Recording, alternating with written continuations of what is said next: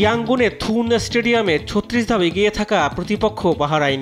বাংলার নারীদের প্রস্তুতির ঘাটতি ছিল না এই আসরকে সামনে রেখে, সেটার প্রতিদানই দিল লাল সবুজের প্রতিনিধিরা, যেটা শুরুটা ম্যাচের ১০ মিনিটে শামসুন নাহার গোল করে এগিয়ে দেয় বাংলাদেশকে।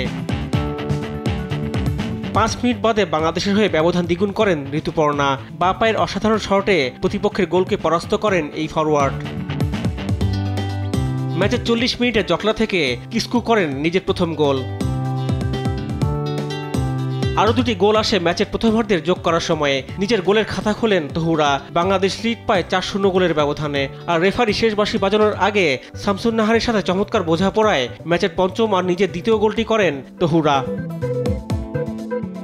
ম্যাচের দ্বিতীয়ার্ধে খানিকটা ঘুরে দাঁড়িয়েছিল বাহরাইন। লড়াইটা খানিকটা হয়েছে সমানে সমান। মাঝে দুর্বলতা ফুটে ওঠে বাংলাদেশি গোলরক্ষক রূপনা চাকমার। তবে প্রতিপক্ষের আনারি ফরওয়ার্ডে আর বিপদ ঘটেনি। উল্টো ম্যাচের ৬০ মিনিটে আত্মঘাতী গোলে ৬-০ গোলে লিড পায় বাংলাদেশ। শামসুন নাহারের পায়ের বল ক্লিয়ার করতে গিয়ে নিজেদের জালে বল পাঠায় বাহরাইনের ফরওয়ার্ড রাওয়ান আলালি।